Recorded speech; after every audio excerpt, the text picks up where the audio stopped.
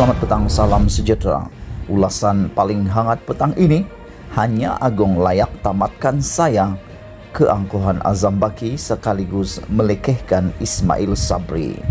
Berita sepenuhnya. Selepas pengerusi LPPR Abu Zahar Ujang semalam menjadikan Yang di-Pertuan Agong sebagai talian hayat untuk mempertahankan kedudukannya, kini Ketua Pesuruhjaya SPRM Azam Baki pula berbuat demikian. Berdepan tekanan yang kian meningkat yang mendesaknya meletakkan jawatan, beliau sebaliknya bertegas tidak akan tunduk kepada desakan tersebut. Katanya tiada sesiapa yang berhak mendesaknya berundur kerana yang layak berbuat demikian hanyalah Yang di-Pertuan Agong. Saya dengan tegas dan tetap dengan pendirian teguh untuk tidak meletakkan jawatan kerana tidak ada keperluan untuk saya berundur.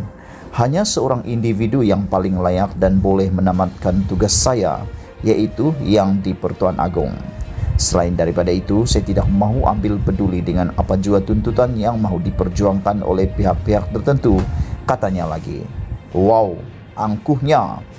Dengan mengeluarkan kenyataan seperti ini, selain menunjukkan keinginannya terus bergayut pada talian hayat Agong, hakikatnya inilah juga ketua sebuah agensi kerajaan yang paling angkuh sekali. Kenapa mesti mempergunakan nama dan kedudukan Agong? Meskipun benar pelantikan beliau sebagai Ketua Pesuruhjaya SPRM dibuat oleh Agong, tetapi dalam sistem demokrasi berparlimen yang menjadi amalan negara kita, semua keputusan Agong adalah atas nasihat Perdana Menteri. Agong adalah ketua negara dan urusan pentadbiran kerajaan diurus oleh seorang Perdana Menteri sebagai mewakili Agong.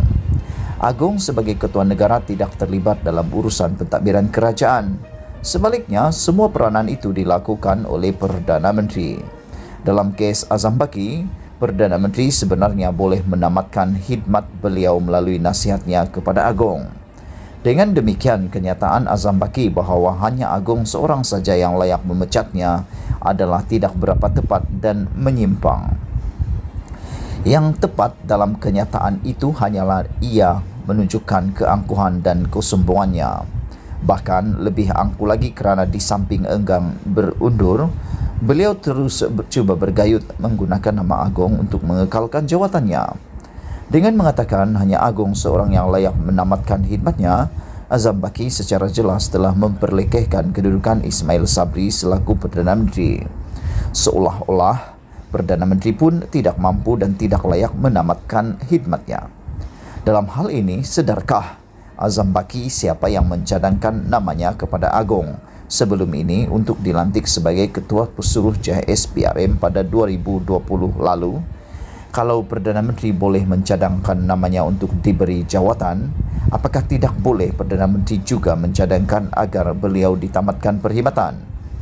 Meskipun dilanda kontroversi paling parah dalam sejarah SPRM, keengganan Azam Baki berundur atau meletak jawatannya, walaupun sepatutnya itulah pilihan terbaik baginya, adalah sesuatu yang memalukan.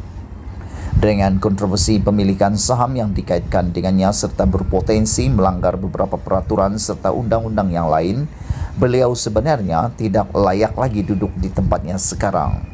Apalagi yang mahu dipertahankan dan kebenaran lain apa yang diharapkannya akan muncul dengan enggan meletakkan jawatan itu. Sedangkan pengakuannya memiliki berjuta-juta saham korporat itu sendiri sudah lebih daripada suatu kebenaran. Kepada Ismail Sabri, sebelum keangkuhan Azam Baki menjadi-jadi dan perlekehannya kepada Perdana Menteri bertambah-tambah lagi, eloklah segera menghadap Agong untuk menamatkan kontroversi memalukan ini. Lagipun, mood rakyat sama sekali tidak bersama Azam Baki dan mereka lebih mahukannya cepat-cepat pergi. Sahbudin Husin. Sekian isu hangat pagi ini. Jangan lupa tekan butang subscribe dan kita jumpa lagi. Bye-bye.